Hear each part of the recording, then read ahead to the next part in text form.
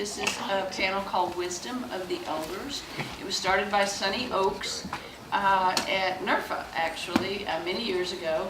All of the sessions at all of the conferences, Focal Alliance International, and all the other regionals, are recorded and archived at the Focal Alliance. And I'm guessing that there's probably a space on their website where if you wanted to go and view from the very first one up through, you know, the one we did last year, you could see those.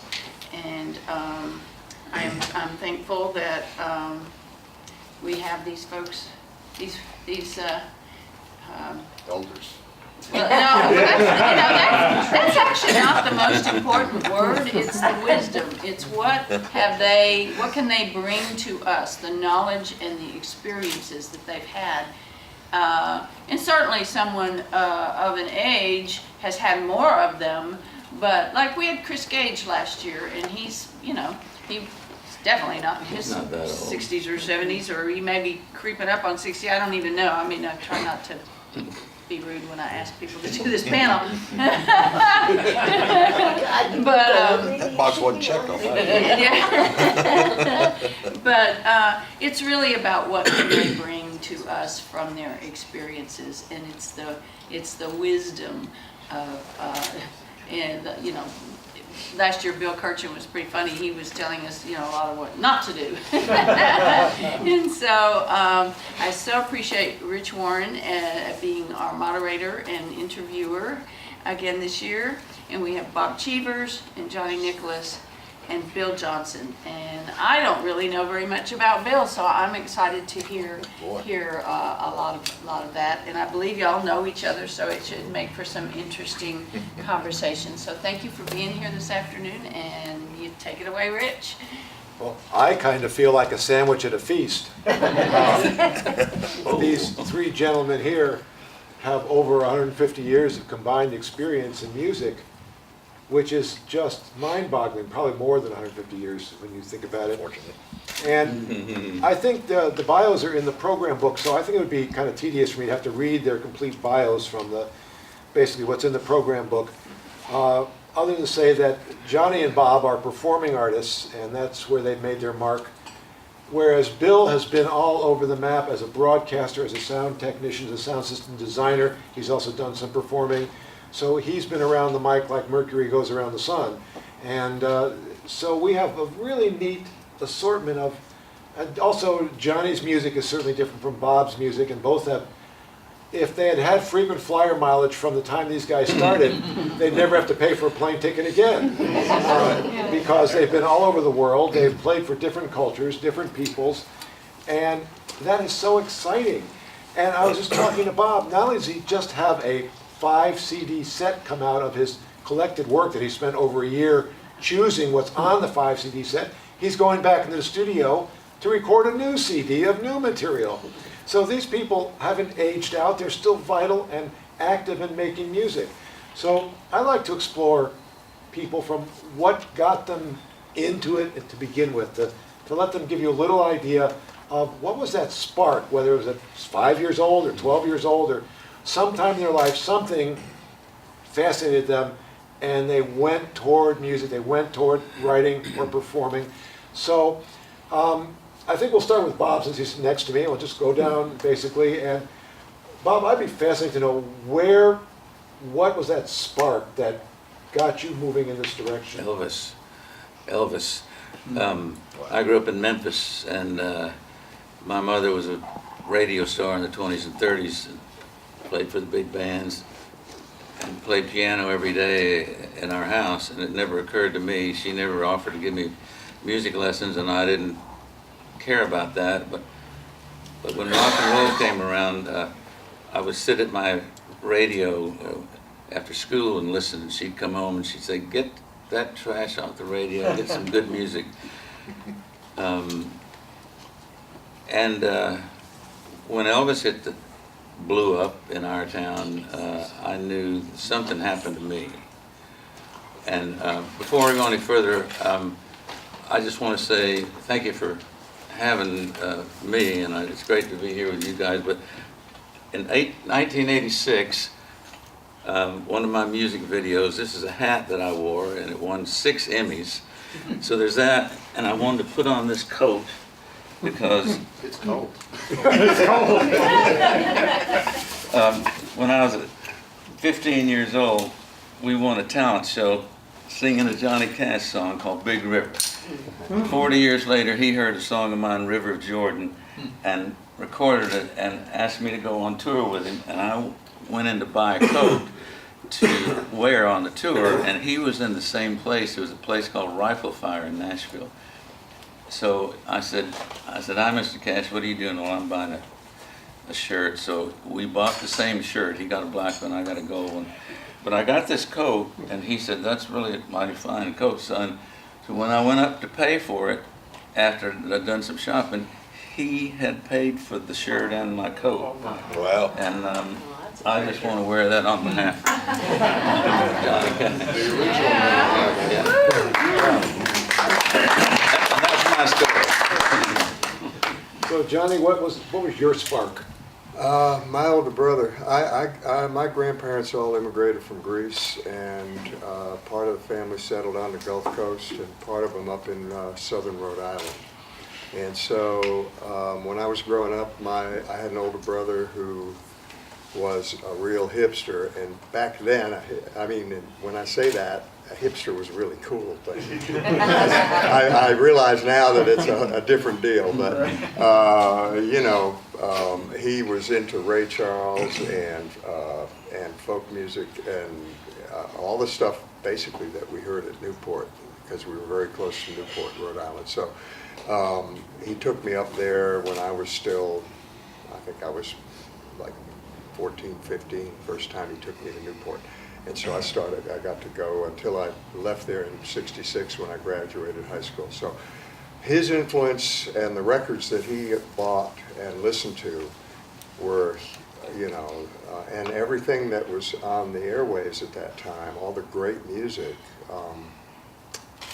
And I realized later a lot of it was coming out of New Orleans and Nashville, WLAC, and you know, the way that, as Rich knows, the way that records were sold and promoted back then, it was a very organic and healthy way that things worked, and there were A&R people, and the way all that was developed. Well, so you had all this great music I was listening to, and then the real thing that cinched it for me, I went and bought a Stella guitar for $15, brand new with a case. Saved up my money from mowing lawns, and I flunked around, learned how to play some chords, and started buying records. When I could play a little bit, my big brother, he said, wow, that's cool. And so he said, well, look, why don't you come with me? So he started taking me to parties that he was having with his friends, and they were drinking beer and dancing, and man, I was in hog heaven, you know. But I did, my experience with my brother, and then, you know, going to Newport and all of the music that was exploding in the early 60s was pretty amazing. And then I sadly lost my older brother when I was 16. He died in a car wreck. And I really, I kind of went, I went inside and I just stayed in my room and started digging in. Lightning Hopkins, Robert Johnson, all the folk music, Jim Queskin Jug Band, because I had heard those guys.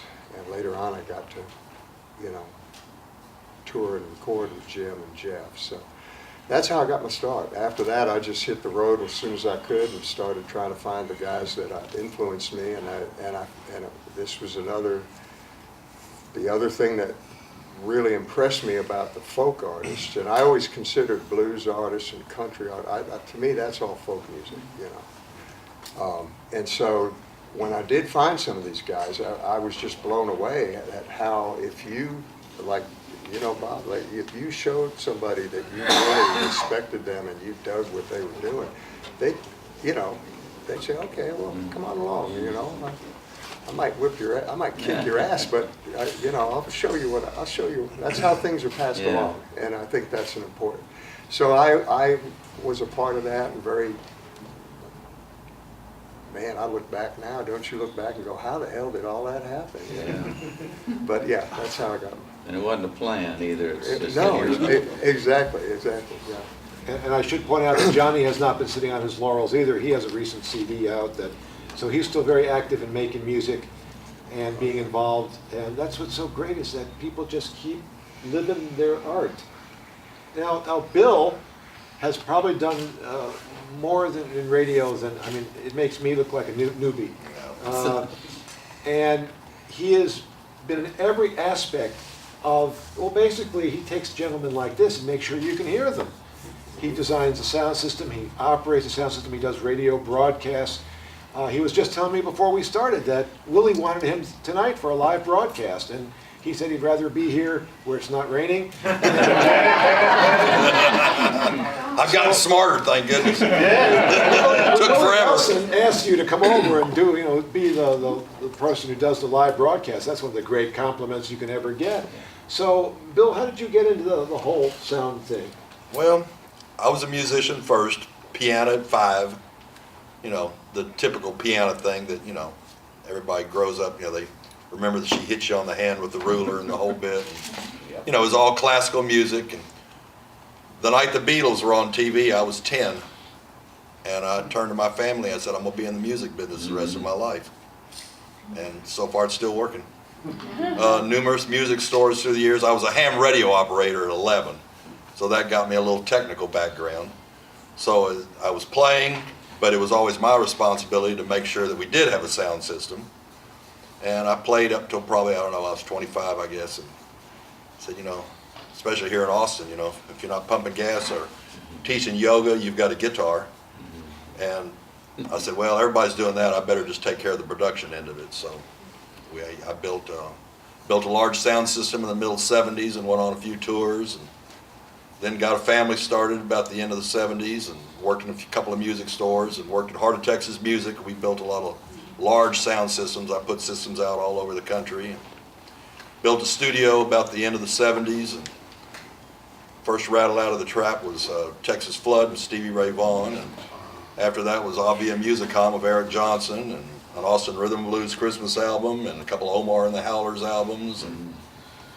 And then Jody Denberg came to Austin from El Paso and took over KLBJ, and he said, I've always wanted to do live stuff from these clubs here in Austin. And I said, well, we know how to do that. And so in 1984, I started doing local licks for KLBJ. And the very first night was Marsha Ball, the Nelsons, and the Nighthawks. Wow. Quite a lineup. Yeah. And of course, the telephone guy, he put these big repeater coils up on a wall, and they had all these wires on them. And he said, all right, you're wired up. And I said, well, where do I hook in? He says, hell, I don't know. So I had to get a meter out and get real smart real quick, but I rigged that up. And so I did those for years. And then when Jody left and went to started KGSR, 2 years later on, he called me up and he said, hey, we're going to start doing that here. And so I'll finish it up this coming week, year 26 of the KGSR broadcast CD, which has been a dual CD for 25 of those 26 years. Everybody from Willie to Lyle to Adele to Ed Sheeran to all over the map. It keeps getting younger every year, and I keep wondering what I'm doing there, but it keeps happening, and every year I go, man, this is the best one I've ever done again. So, and it's been not the sole, but it's been the biggest supporter of the Sims Foundation here in Austin, which, those kids were dear friends of mine, and Geffen Records dropped him at Christmas time one year, and one of them went home and blew his head off. So we got a bunch of psychologists here in town to start manning a phone bank, and over the years it's turned into a true foundation. And people falling through the cracks, and they put you with Naris after you get on your feet and get you some money and get you going again. It's saved a half a dozen of my friends' lives, so it's been real important. It's been a good thing to be involved in. I've used that service. Yeah, well, and and then Ham, I was a dear friend of Robin Shivers, and Ham grew out of that. She saw the need for, mental health is one thing, but these people don't have health insurance. We need to get them well. So that's how Ham developed, as an offshoot after Sims started. So part of the proceeds from the CD every year goes to we pay Seton some money also because they're eating the bulk of the tab on the Ham thing. So it's been good. It's been I've got Lord Huron in the morning, which they were on one of the big shows the other night, Colbert or Fallon or one of them. So they're an up and coming act. So it just keeps getting younger. I keep getting older and I keep doing it. So, and we just licensed as Austin City Limits Radio last week. So we got a new coat of paint. We get to keep doing the same things we're doing. We're going to keep Blues on the Green. We're going to keep ACL. We're going to keep South by. We're going to keep, the broadcast CD. All those things are going to stay in place. And all we've really done is expanded our base so that somebody in Germany that clicks on a deal, all of a sudden they get KGSR radio also. So hopefully that'll be another 5 years at least. Well, let's sort of continue. You mentioned the importance of Austin in your career. How do you, if you had been elsewhere, born elsewhere or grown up elsewhere, do you think you'd still be doing what you're doing? No, I left one time and went to San Antonio and I burned the highway up driving back and forth. And so finally I still had a job in San Antonio and I still had plenty of work in Austin. So I moved to the corner of 290 and 281. It was 70 miles either direction. I could go to both of them. So that lasted for about 2 years, and then that wore me out, the driving, and San Antonio just finally went away. But San Antonio is a great, big, little town. Yep. It's a whole bunch of little towns. If you live in Alamo Heights, you never leave Alamo Heights. If you live in Castle Hills, you never leave Castle Hills, because everything's right there. So even though it's a very large city, it doesn't act like a large city. I think the first week I was there, the first show I did was Woody Herman, and the second show I did was, I did 2 big orchestras in the same week, and I said, man, I've been here a week and I've already peaked. What am I going to do? There's nothing left to do. So that brought me back to Austin. It's on any given night, and it's tough. It's really tough on the musicians. It's good for me being in production because there was always, the hardest thing for me to learn how to say is no, not to do something, because there's always something going on. But for somebody like you got right down the street, you got Willie playing, and you got the Jerry Jeff Walker playing, and you got Robert Earl Keen coming up, and Lucinda was here.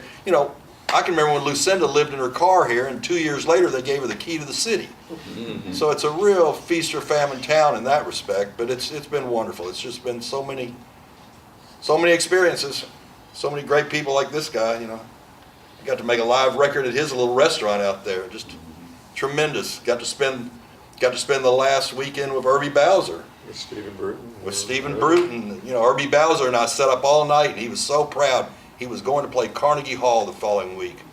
And I'd known Irby for a number of years, and we just had the best time talking all night. He went to Carnegie Hall the next week, and he came home and died. Yeah.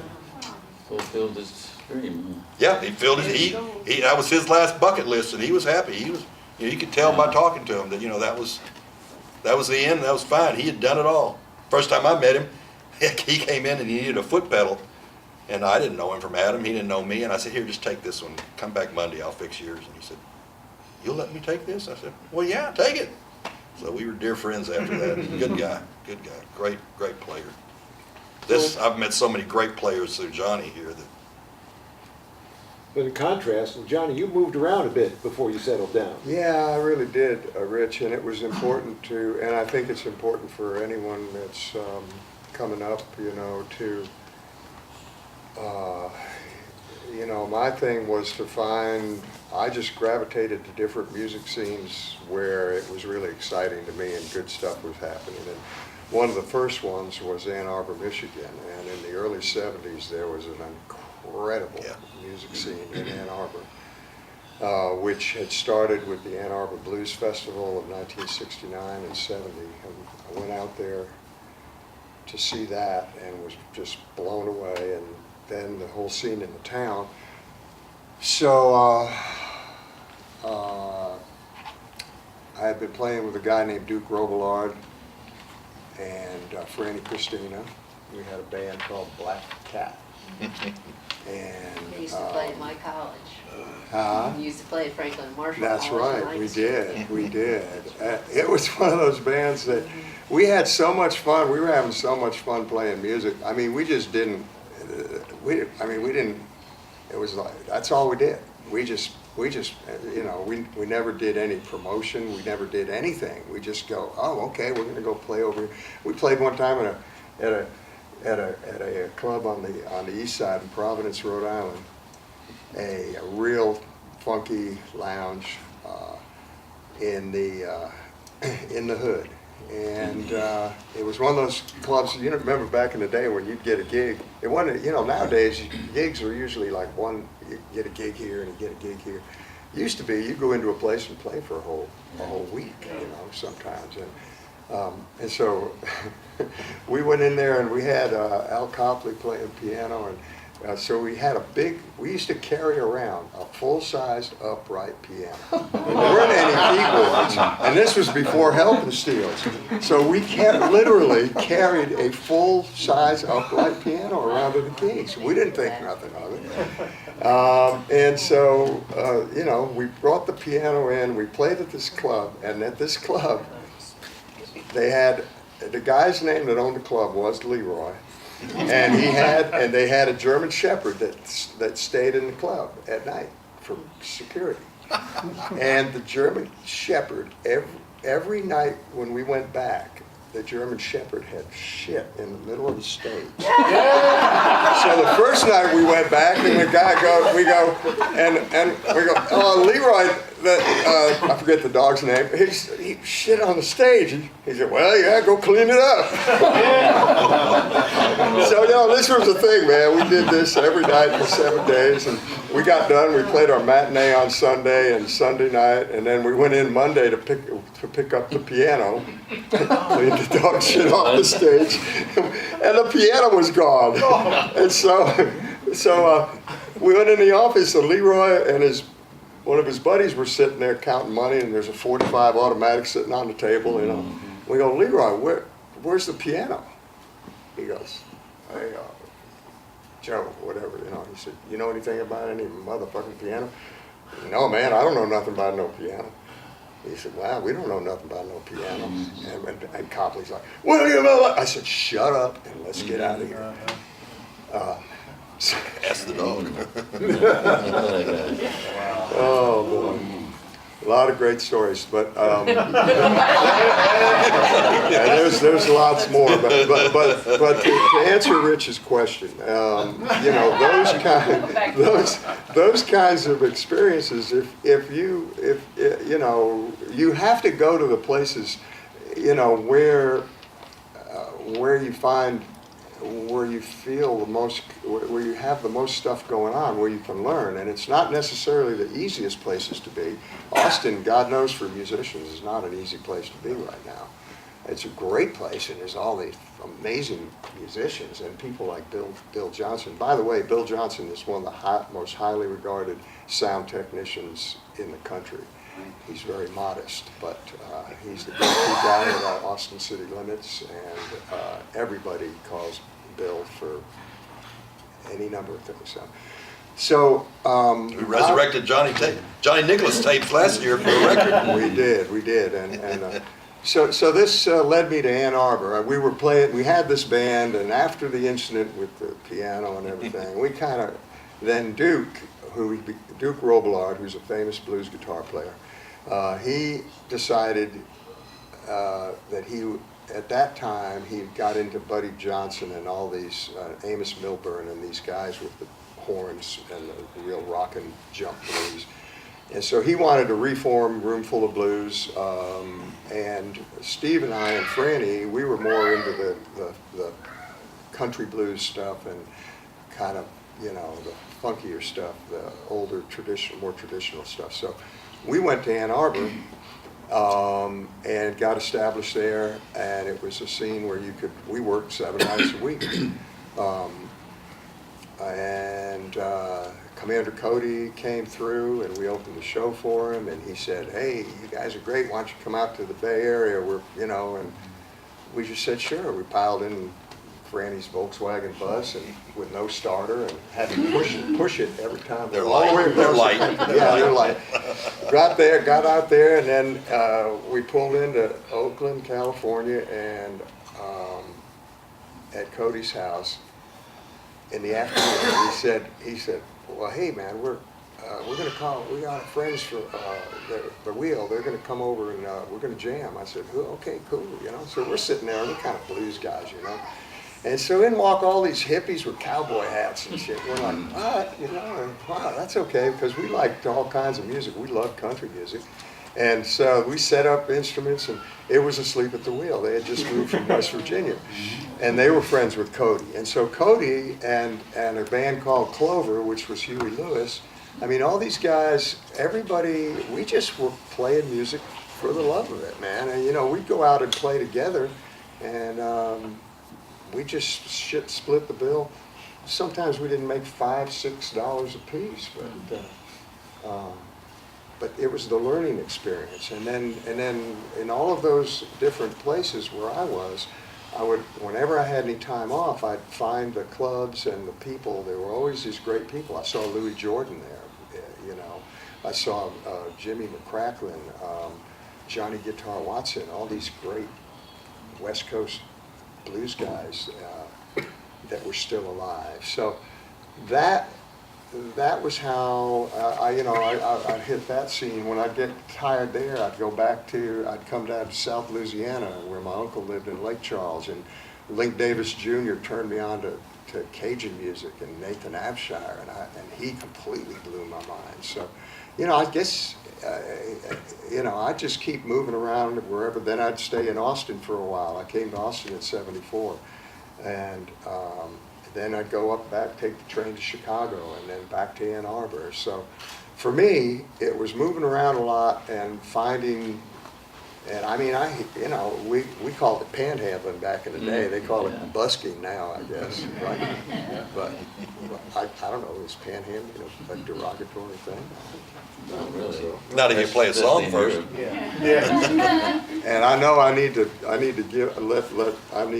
pass this along, but I'll tell one more funny story. We were in Berkeley, and we were panhandling, and we had our guitar case open, and we were out there playing, and we had a pretty good crowd. And we had made some money, but this cop walks up and took his billy club and closed the case of the guitar, and of the guitar case.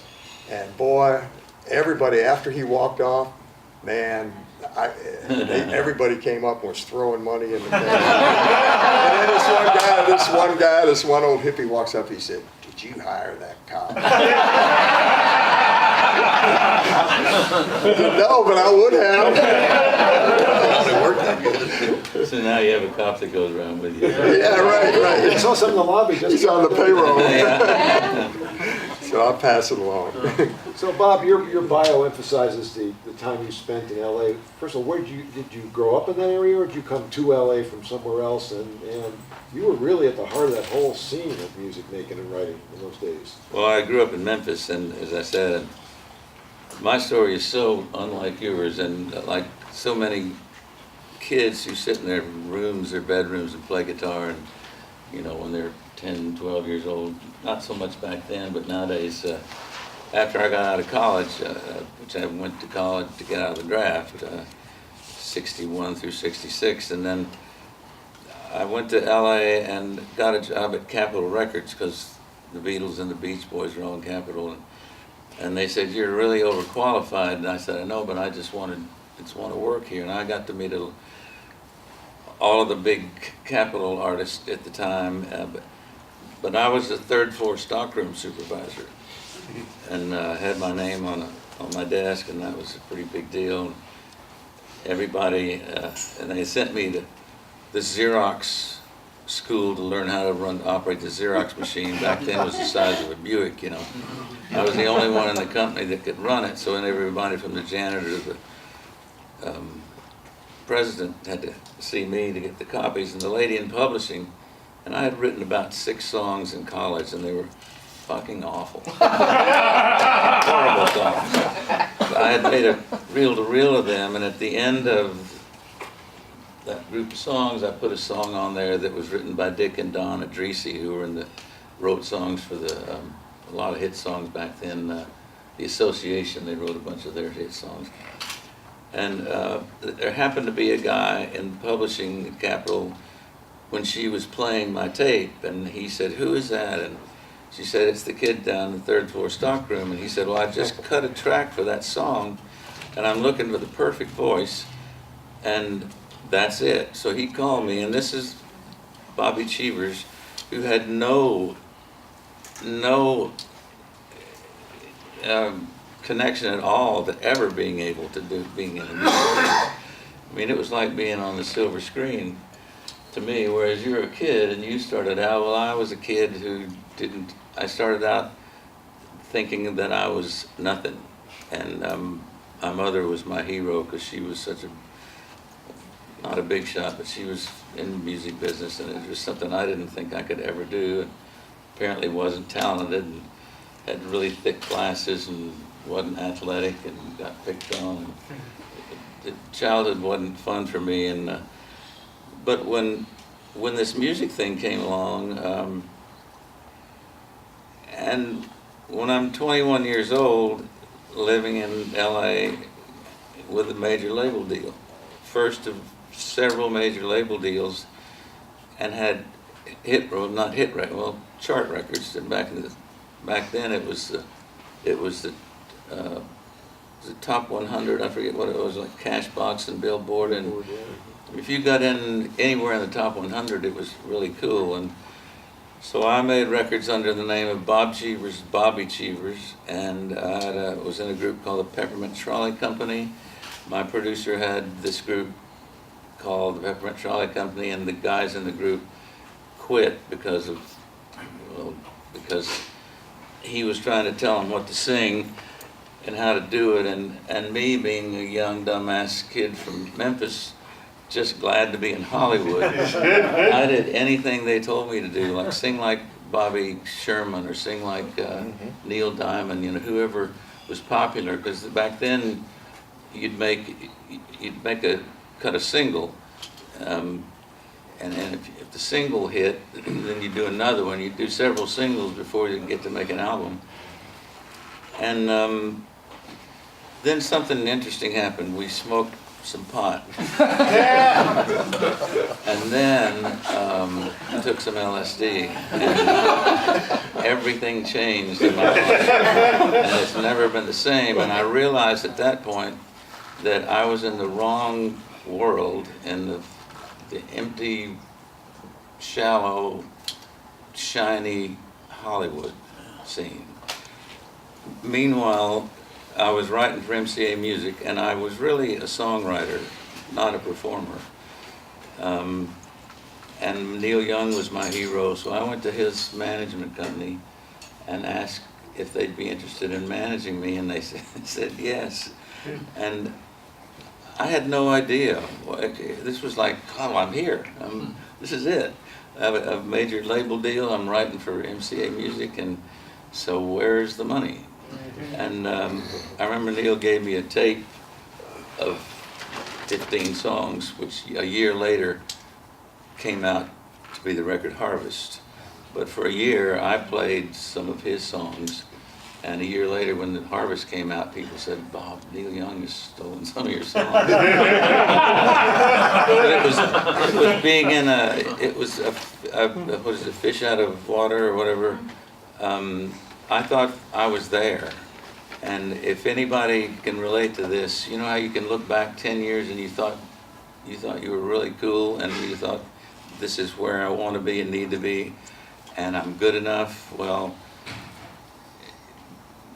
I bet you didn't feel that way. I'm just saying, but I did, and it probably had to do with my childhood. But it took an awful long time after moving out of LA and living on a ranch in Placerville, and while I was in LA, the Peppermint Trolley Company recorded the theme song to Love American Style and the Brady Bunch, and so we made it was 4 hippies in the band, and we were stoned in front of an 87-piece orchestra, singing live, and there was no fast forward or rewind, and we fucked up a lot.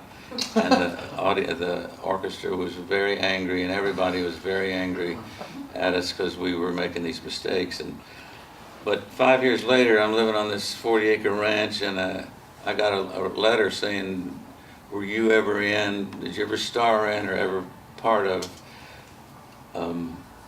It was the first, what do you call it? Thing that TV show that was a sitcom. If you're ever in that or whatever, there was a check for you. So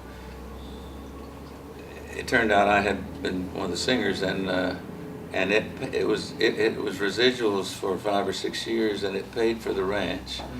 And later on, I'm trying to think. I wound up. I got my first. Oh yeah.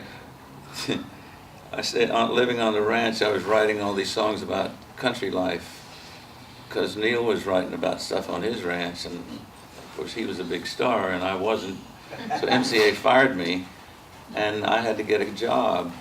And I sat in front of a fan in our ranch house, which had no air conditioning. It was the summer, probably 100 degrees. And I learned 60 of my own songs. I went down the hill to Sacramento.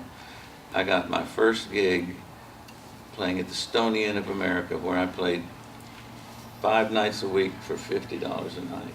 Now, how old I were was you then? 22, I guess. And I played there for 5 years, and I learned a lot. I learned how to, and I became a star in a small town, and that was, I thought, well, again, this is it. So my publisher in LA, I had a new publisher, and in our publishing company was some other hillbillies, Jackson Brown, Lyle Lovett, Roseanne Cash, Rodney Crowell, Hugh Moffett, and Tom Kimmel, and me. And so they suggested that I go to Nashville to put a face and personality with my songs, because they were pitching me as an artist and a writer.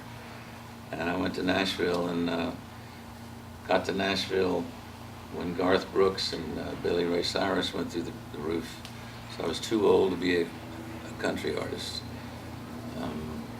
And I wrote songs for 16 years for Criterion Music. And I didn't have much luck, except for this guy, Johnny Cash, who recorded a song.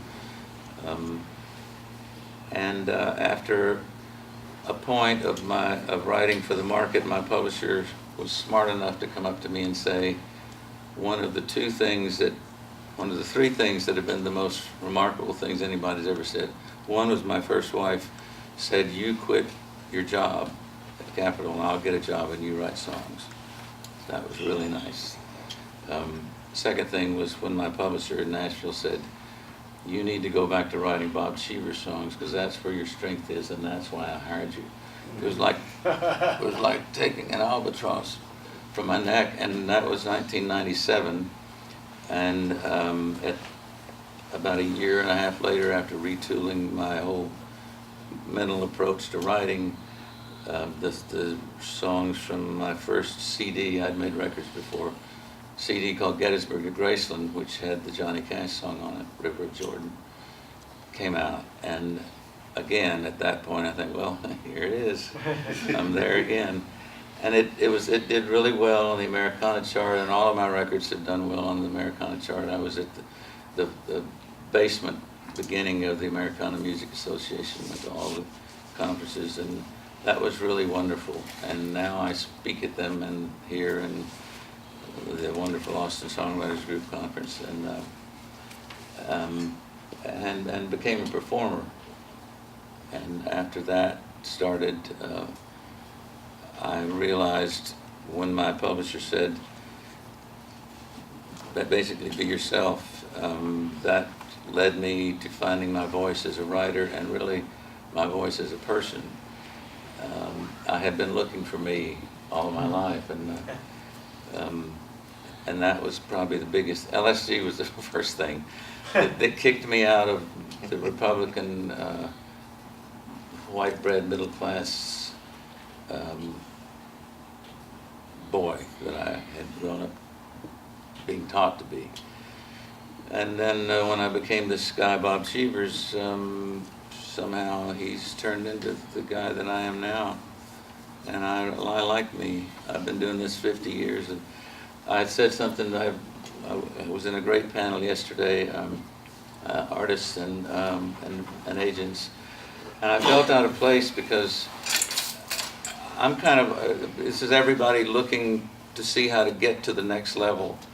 And how do I get the best booking agent or the best whatever in your career? And I don't care about that anymore. I'm done with that. I'm here to say this is who I am and what I do. And that's all I have to say about that.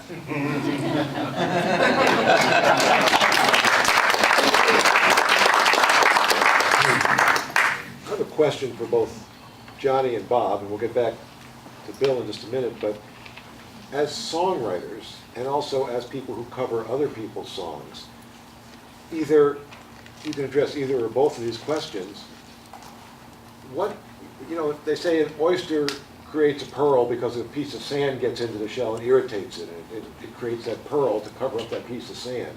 And I always am curious from songwriters, what is the little thing that sets you off to write a song? Or how do you decide what kind of song you're going to cover? I mean, what is in a song that you say, I got to sing that song. That song is it's got to be out there for me. And let's start with Johnny, and we'll go back to Bob on that. Okay. Well, and Bob, it may be surprised to hear this, but I went through a lot in terms of not thinking much of my abilities or anything else, and especially as regarded songwriting. And for a long time, even though I had written some stuff and that had some good success, I just didn't think of myself and said, no, I'm not really any good. And I shied away from writing. And I found out when Stephen, our dear friend Stephen Bruton, got sick and then died, it was a real shocker to a lot of people who knew Stephen, people in LA, but here in Austin where he lived. And for me, Stephen and I had traveled together and were very close. It really woke me up, and I said, I'm gonna do it. I'm gonna believe in me. I'm gonna do what your guy encouraged you to do, and I'm gonna write Johnny Nicholas songs. And I don't care if people don't like them. They're gonna be me, and that's the important thing. And so, not that I hadn't written songs before that, but I finally had that impetus, and Stephen was a big part of it.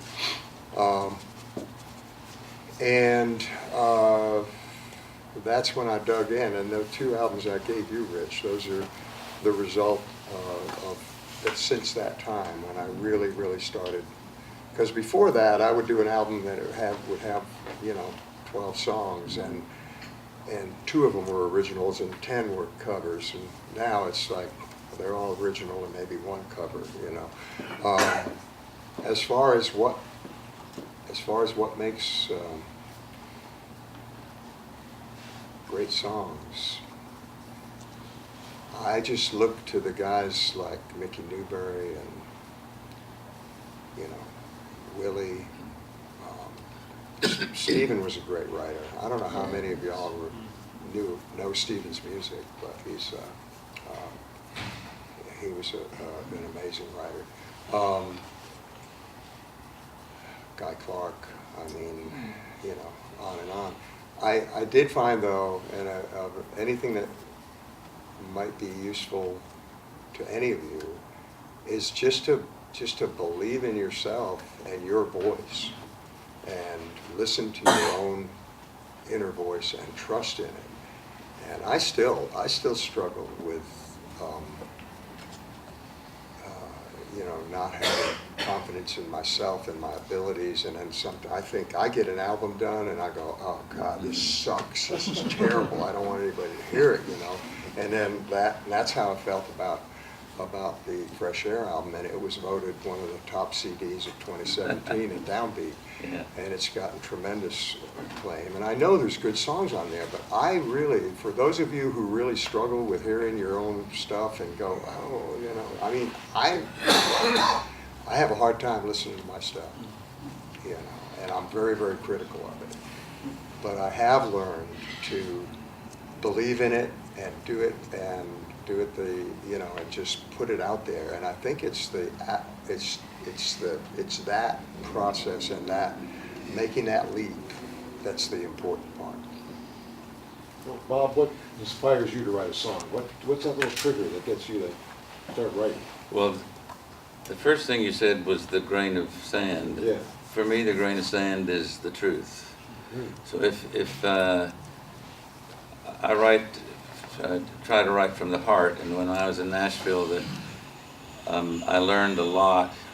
There's this approach to songwriting in Nashville. 15-second intro. By the time you get to the first verse, or you know, within a minute, you're in the chorus. Drive the title of the song home, and then the second verse has to go somewhere. Third verse and a bridge may sum it all up, and then the last verse you take it home. So and there's all these tools that you can use. One of the things I remember is furniture. Let's say the song is about the old house where you grew up, and you know, I can remember the screen door and the old rocking chair. You know, that stuff's called furniture. And it's really great to draw on my childhood things that I remember that really, and I'm getting chill bumps right now just thinking about what you can imagine in your own life is you, and that resonates for you, because it's just amazing how when you write something that's truthful, and it will resonate to other people, and that's what we want, to touch other people. And in Nashville, one of the things they tried to teach me was lower the common denominator. First thing I heard was there's a farmer in his field, he's on his John Deere tractor, and he's got a Walkman on back then. Listen to your song, what are you saying to him? So right then, I had just come from California, and I had written over 3,000 songs. By then, I'd probably written 1,000. So I thought I knew what I was doing. But immediately when the guy said that, I knew what I was saying was way over the guy's head on the tractor. So I had to learn to bring down. I'm a smart guy, and to bring down the things that I think I know, and try to write more from the things that I feel than what I know. I just thought of that. I'm going to make it later. Better write it down. It's recorded, so. Yeah. I don't know. That's I write a lot, and I take notes. Titles are so important for me. First lines. You know, when you get a great first line, and you think, how can I possibly, like when the guy showed me that guitar case that had "On Earth," a bumper sticker said "On Earth as it is in Austin."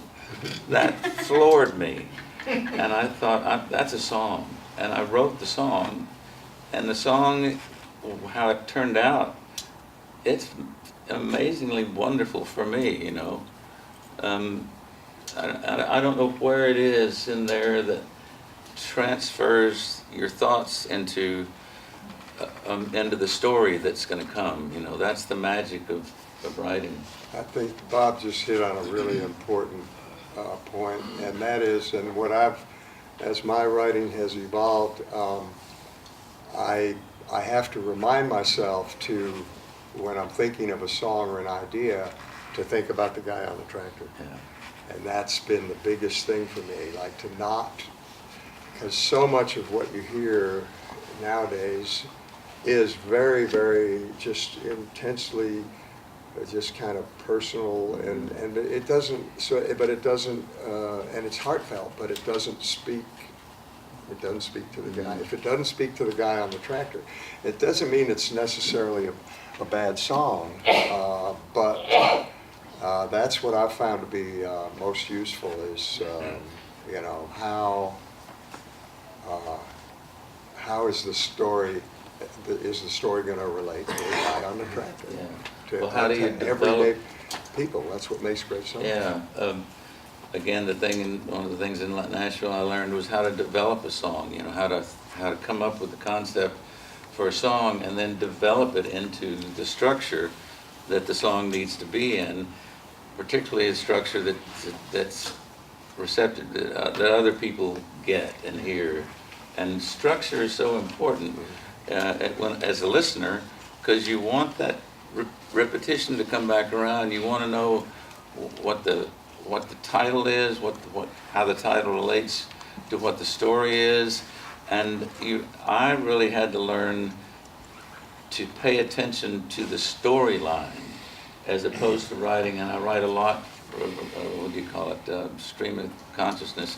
But nowadays I turn that into a succinct story. It's like your life, you know. You can look back and it wasn't planned, but it turned out the way it was, and it fits together seamlessly, I think. Maybe sometimes. I just want to say, as a radio DJ, I have to concur with these two gentlemen, because I want to hear songs that relate to the metaphorical person on the tractor or the combine or whatever.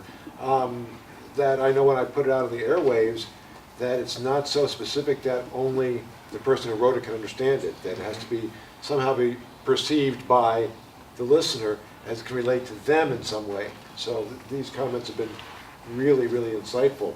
Now, Bill, I'm Wait a sure- minute, I want to say something to what they just said. go right ahead. You know, I figured it out a long time ago. If you want to make great records, record great people. That makes it easier.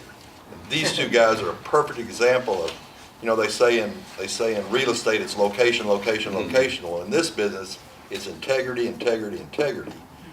And you're the only one that controls what you put out there in the world. And unfortunately, we've gotten to an age of everything's dumbed down and easier and faster and quicker and shorter, and that doesn't work in the big picture. It might get you notoriety that day. You might get heard for 10 minutes, but nobody's going to remember that one. But they're going to remember that well-crafted, well thought out, guaranteed that, you know, that's why he hires somebody like me, to make sure that he sounds that way, because he understands how important it is. And not everybody understands that. And I butt heads with those kind of people, and finally I got smart enough to say no to them, and I don't work for them anymore. You know, I work for the ones that know that this is the important aspect of this business. This is the part that you're going to be judged by. And this whole, I mean, of course, you're talking to a guy that got rid of, I had a digital 2-track in 1980, which was 6 years before CDs. And I got rid of cassettes at that time.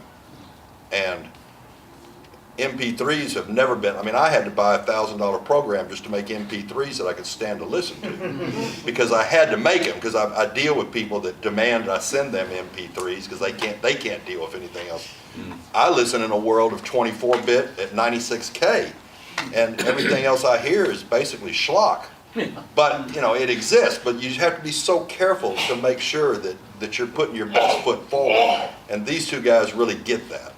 And not everybody does, and it's a real honor to be here with both of you guys. It truly is. Likewise. It's a long process, and you've been on a different end of it, listening to guys like us and other people. Well, I'm the guy that punches the button and say, don't you think that might be a little, that intro's a little longer than it needs to be, maybe? And we really need that. Somebody's got to drive. Somebody's got to make sure you at least stay between the lines. You don't necessarily have to tell them where to go, but you have to make sure somebody stays between the lines. Yeah, really important. Yeah, it And is. that's part of the irritation in Yeah. the grain of sand. That's the I'm grain of sorry. sand. I just had to get that. Yeah. No, that's perfect, because that shows Bill may not be renowned as a songwriter as these two gentlemen, but he is just as creative in what he does in bringing their songs to you and to the general listeners, because he makes sure that the best that's in an artist can be brought forward and preserved. And people don't fully understand the recording process and what a producer does, and even the choice of microphones and what little sweetening is done on the console, and all the things that go in to making the sound something that's worth keeping forever on one of these discs. And that's a really important aspect. And I was going to ask you, so an artist comes into you and either says, I want to make a recording, or I'm doing a concert, I want you to do the sound. What do you do that leads up to that? What, you look at the artist and you talk to the artist, and then where do you go from there? I mainly make sure that that they really want to commit to doing it properly. In other words, if somebody says, well, I need to record something, well, people don't realize, I guarantee you, 20 hours a song, easily, 25, 30 hours a song. My buddy cut Sailing 25 times before Christopher Cross put it on the record. 25 times, 24 track studios, 10, 15, 20 hours each time on that song. So they have to know that there's a commitment there, that if they're not willing to make that commitment to be, you can't do an outdoor concert if you got a PA that only will fill a room. That's the first stumbling block. So a lot of times, unfortunately, a lot of times it comes down, in my end of it, it comes down to money. It comes down to money everywhere, but it's a reality. If you've got 20,000 people out there, you've got to get the sound to them, and you can't do it with enough PA to do 5,000 people. When it comes to making a record, I always sit down and talk to people first off, and I say, first off, anybody can make a record. Now, if we're going to make a good record, we have to do certain things, and there has to be constraints. We're going to spend this much time cutting it, we're going to spend this much time mixing it. If you don't spend the same amount of time mixing it that you did cutting it, you're going to second guess yourself forever. You're going to go back and say, God, and never hand somebody something and apologize when you hand it to them. If somebody gives me a CD and they apologize because they know what I do, and they go, well, we didn't spend much time mixing it. I'm not going to listen to that CD. I don't want to do that to you or to me. If you're not proud of it, we're back to that integrity. If you're not proud of it, how am I going to like it? You've got to believe in you before and that's what I do. I sell people too. I sell that next step. And in order to do that, everybody has to be on board. Everybody has to believe in it. Everybody has to have a vision out there of what it's going to be and where it's going to end up. So, Well, part of in the panel yesterday about finding a good booking agent, it's the same way with a producer or an engineer. You got to know that person, in my case, is going to loves what I do. right. It understands me as a person, what I want, and But still might push you somewhere you might not have gone. And that's part of it too. A producer is there, I think, to elicit a performance that person might not have been able to come up with on his own. Absolutely, yeah.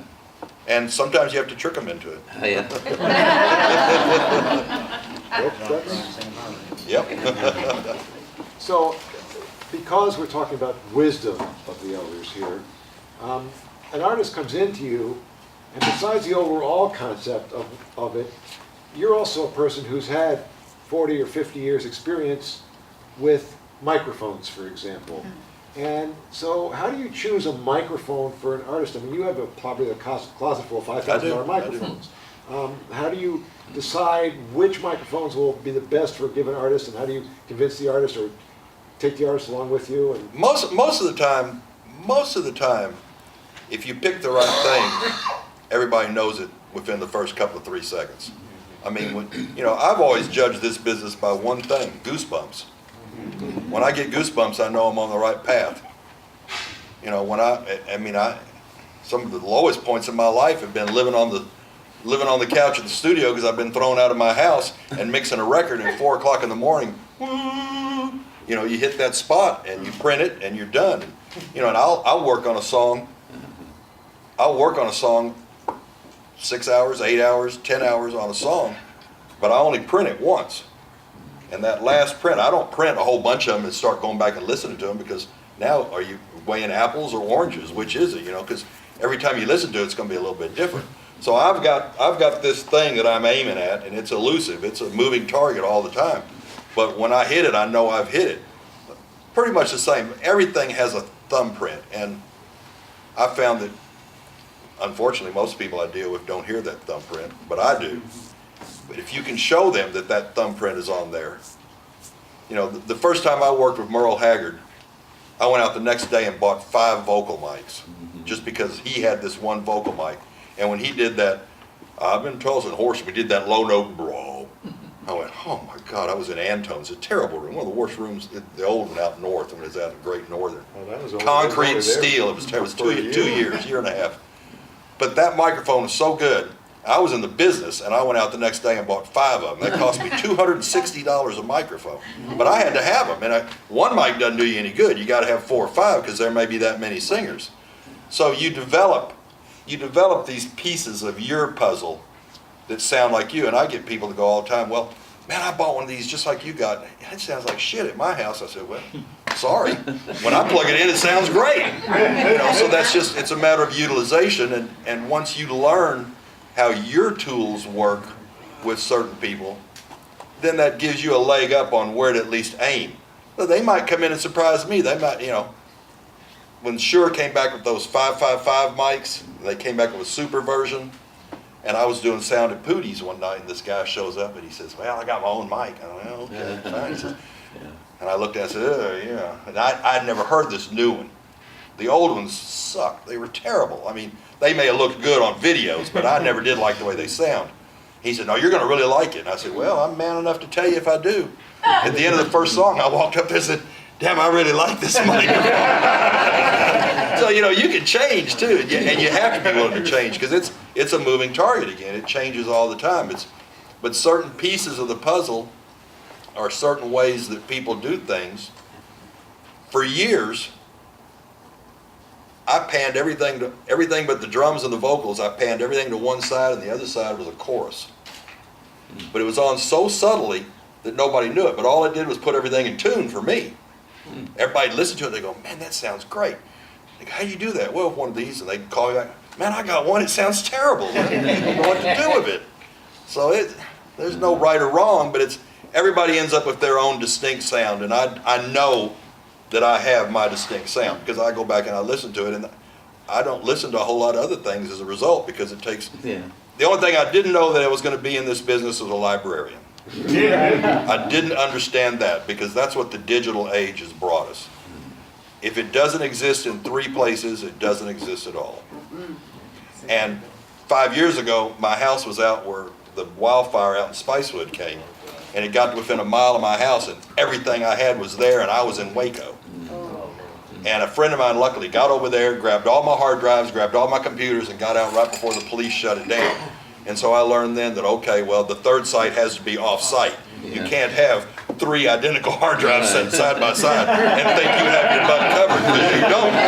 You can still be, a flood will still take out all 3 of them, no matter what. So being a librarian is probably the hardest part I've had to come up with. And I probably spend 1/3 of my time just constantly, 8 years ago, I went diabetic, and I got cataracts, and I went blind for about 6 months. And I decided, well, I got to bring my whole life into the 21st century. So I bought 4 500 gig hard drives, and I started going back through my catalog. And I've been working on it pretty hard for the last 6 years. And I just now went to the 3rd hard drive, and I'm not halfway through the catalog.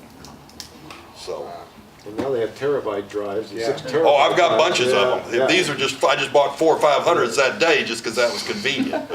Hey, Rich, I think that a lot of folks here will be interested in this, and I want to ask Bill this, because he's talked about the commitment and the time that it can take if you really want to do something great, and he's absolutely right.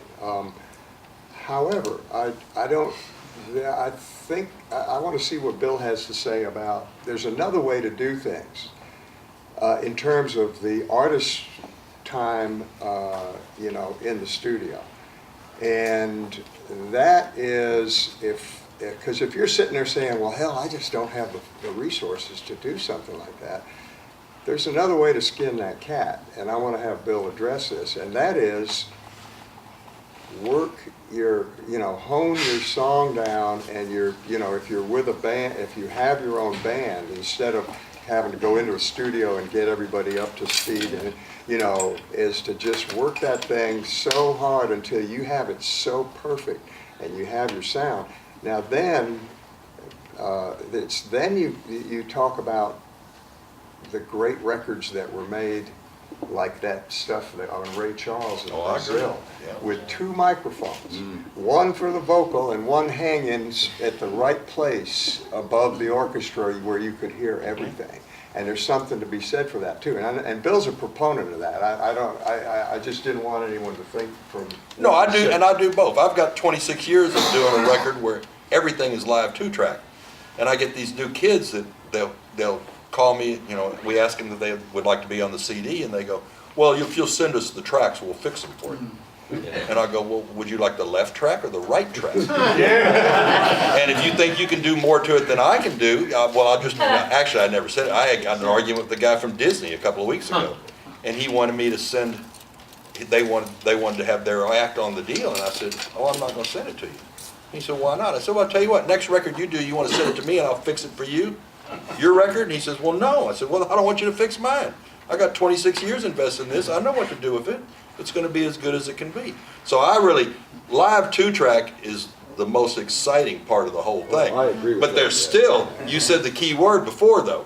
You beat that song up until you were ready to go in there and do it. So the time commitment is still there. It's just been reapportioned somewhere else. You know, I like both of them. Live 2-track is just like mixing multi-track, except you only get one chance. Yeah. I have another third option. This is called Bob on a Stick. And last year, Cool. 8 of my best musician friends in California went into a studio where we've all recorded for decades. I had 14 songs. Already one. You don't want half of I had given them all MP3s, and we got together and we spent 2 weekends, both days, and we recorded those songs. And it was, and I'm to the point in my career where I've done almost everything I need and want to do, and this is for fun. And we're going to do another one next month in California. But we learned, we put the songs together in the studio because it was all free, and we wanted to do it that way. And the magic of the creative process especially among friends that we all are, and we had a great engineer, but No, it's an experience. There's no doubt about it. It's like a thrill ride. yeah, It is. and it was a single R88, AEA R88 mic. It's one of those big, Yeah. that Big DX77 copy. you Yeah. sit around it, and I'm just curious to see what you think of that. Oh, I'd sound. love to hear. It, I could say it sucks. I hated it for 6 months, and then I've loved it ever since. Because when you're so used to getting everything right, to do something like that is really scary. Well, I went the other night and listened to some speakers at a demo that they had, and they were really nice. They were $18,000 a pair, but they were really nice.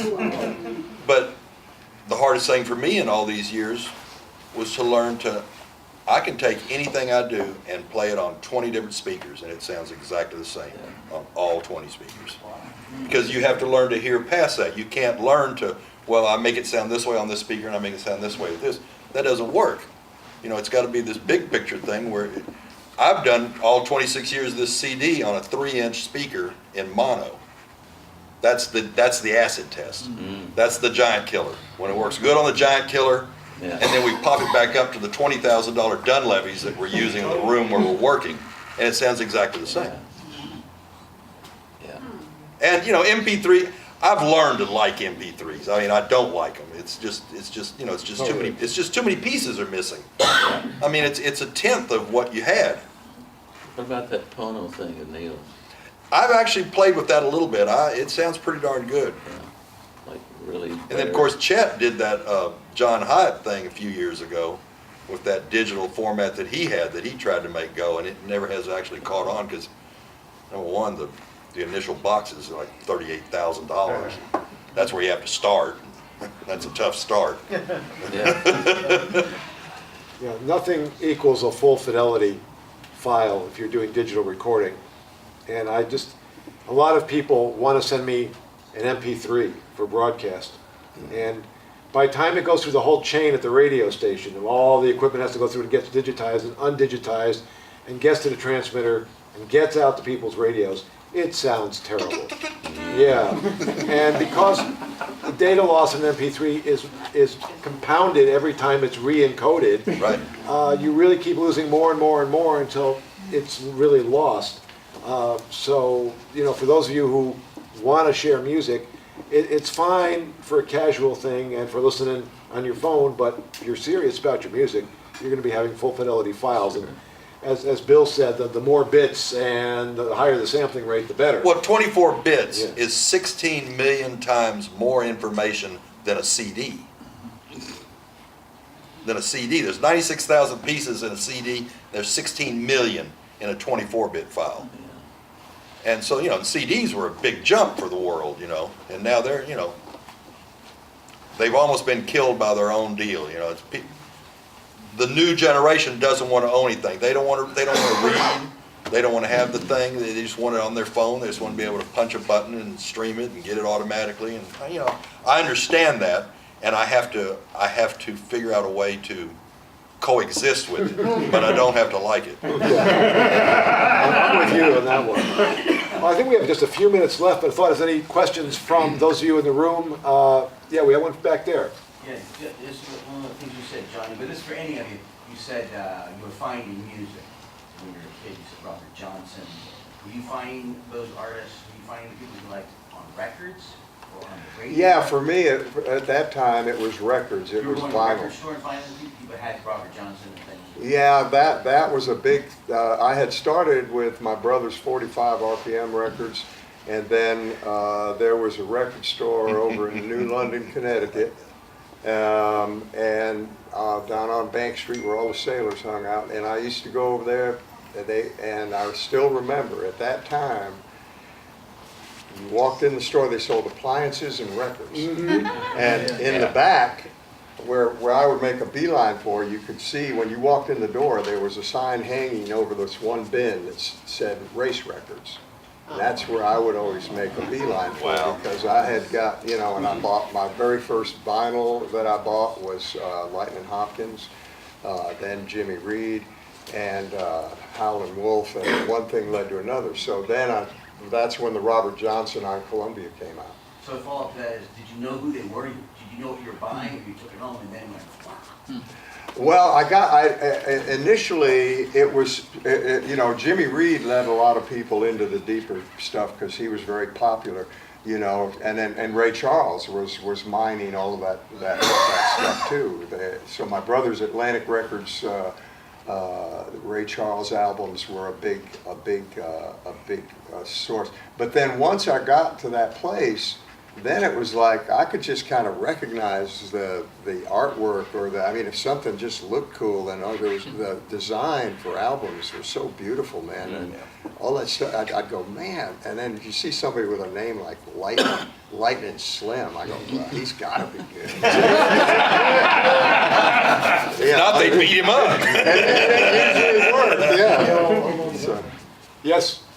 I'm curious about how it feels. You got a song in your head that you worked on for a while, and then you're thinking about the guy in the tractor, and somehow that changes it, and the idea of, forgive me for saying, sort of dumbing it down sounds painful, but profitable. I don't know how you make that trade-off in your head. Well, it didn't compute with me when I heard it, because I was used to writing a certain way, but it's a process of writing, and it's simplifying what you're trying to say. I'm really wordy. I write a lot of words in my verses, and my stories are long, and I had the hardest time writing a 3-minute song because mine are almost epic 10-chapter books. But you just have to learn how to concentrate on simplifying your story and what you're saying in each verse, and keep it succinct and stay on track of your story. I don't know, I couldn't imagine writing a book because... you know, the one guy that's an exception is Mickey Newbury. I mean, he's written some, he's not the only guy, but he has been able to do, I mean, like San Francisco Maple Joy, and I mean, stuff like that. It is this, but then, Epic but then documentary, he, you know, and you go, well, where's he going with this when you first hear that song? And then, I mean, at the end, it's just like, bam, the guy's on the tractor. He's Yeah. right there. Because he goes, oh yeah, I get this, you know.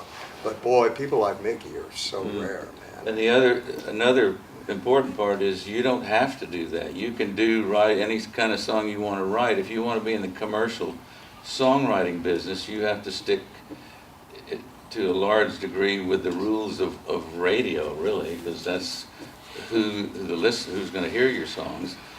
And I don't find that I compromise very much in my writing. I get to the point and get it done, you know.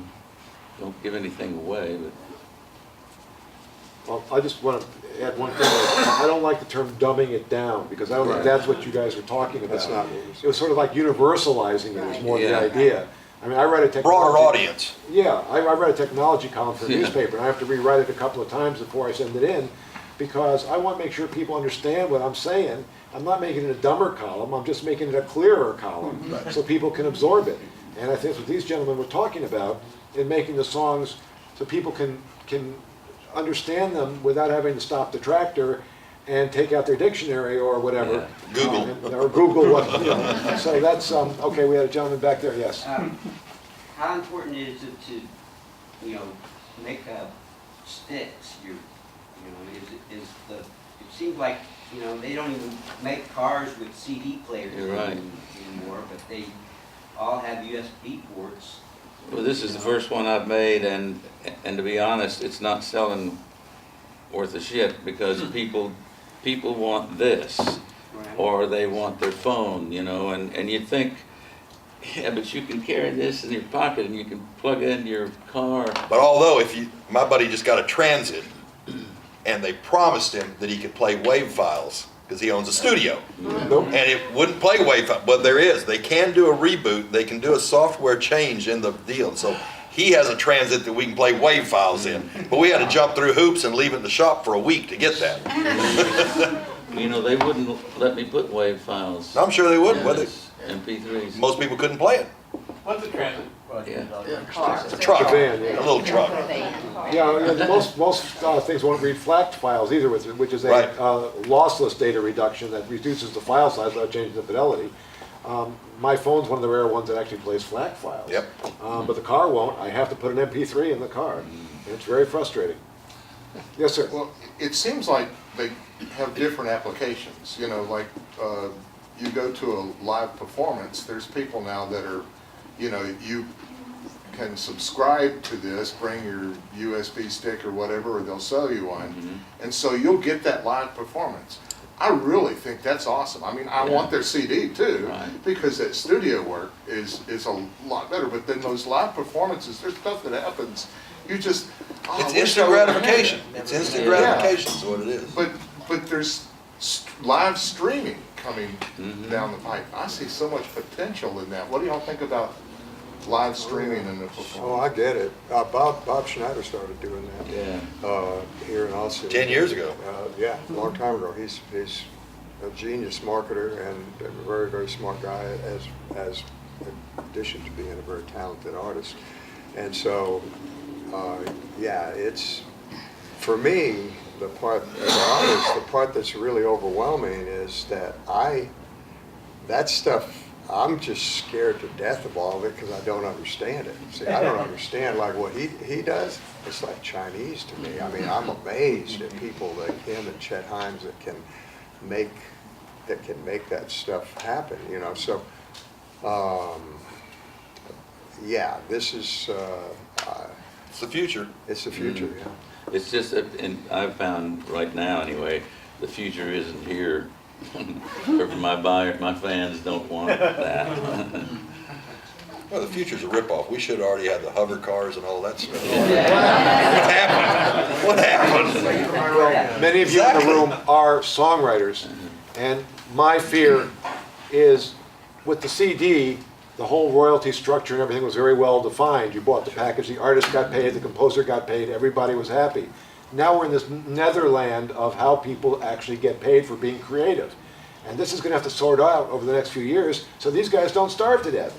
In fact, even Bill could starve to death, because until we figure out how we're going to pay for this new information ecological system, basically, of delivering art, we're up in the air, and people really need to be paid for their art. Well, there was some Nashville guy that said he could make more money if he did a fart ringtone for his telephone than if he did a dying record. If he did an actual song where he spent the right amount of time, he's only going to get 8 cents for that song, and he can get $2 for the fart deal.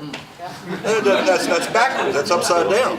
I've got one other comment too. In the world of electronics, there's things like Shazam. We all have things like this on our phone. You're walking around into some venue, they're playing that song gets identified, they have your GPS, they have the time and date. I think we're kind of on the cusp of the fact that electronics has screwed a lot of artists, but it could actually fix things too. Because once you get that reporting out of the hands of the people in power and then put it back into the artists, they can actually get paid for some of this stuff through those electronics. But Arbitron is down to 2% of the listening audience now. They used to brag that it was approximately 10% of the listening audience participated in Arbitron and helped decide where we were going. And now it's down to 2%. When you say participating, but You can get a pager that does exactly like you say. If I'm walking down the street and I walk by an open doorway, all the radio stations now get broadcast through these boxes that put a little bit of hash in there that's recognized by this pager, or by billboards at key intersections in cities. And as you're driving by, they know what you're listening to as a result, but they're only paying attention to 2% of the populace on But that. it's- 2% of the populace is deciding what 100% is listening to. but if it goes on everybody's phone, it's there But already. then they You don't, have the but GPS. they don't know what, that's too much data. See, that's, so And the that the gets people. Well, they don't personal, have to too. know. Oh, well, I understand they It's don't have already to. listening. They're listening to your I commands. understand. They're listening to everything, and they're redirecting your purchases. It seemed like there's an opportunity there Who to fix oversees it. it though, to Get collect on the that, by the way, data? will you? Yeah. Yes, Wondering On my if desk Monday any of you morning. folks are aware of the Standing O project, which is creating its own support, fair trade, place for people to go and share and discover artists. No, I'm part of that, yeah. are you? It's the way of the future. Good. We need a future. well, and I could sum up by saying it's not merely technology, it's the fact that the legal system, the laws are not keeping up with the technology, and that's where the issue really lies, is Congress is scared to touch this. The courts don't, every court rules differently on who owns the intellectual property and how it's paid for. So we're in an interesting period of time here. We come back to SWRFA in 10 years, I think it'll all have shaken out. Amen, brother. But, you know, we're in a very strange period right now. It's never been before. It applies to newspapers, applies to books. Anything that people create and hope to make a living from and get paid for is up in the air because of technology, but it's up to the laws to catch up with the technology. So I think we were going to have open, isn't the pool party in here? Yeah. What time, when do we have to finish? You've got 5 minutes. Oh, Do they bring their own bathing suit, or is there? we're gonna bring those little rubber pools.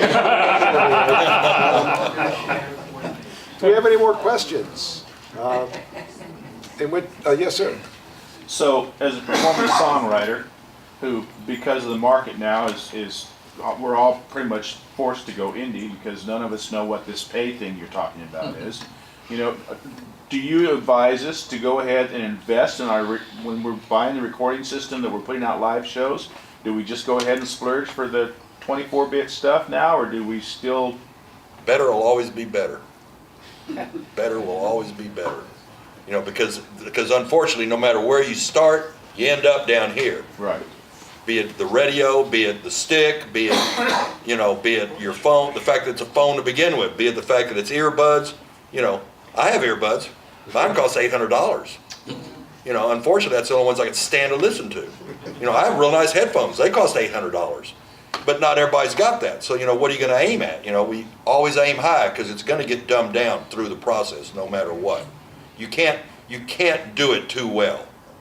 You can't buy something you can't afford, and you can't, you know, break the bank to do it either, but, you know, I don't know the answer. If I knew the answer, I'd write a book and you'd have to buy it, and then you know the answer. It'll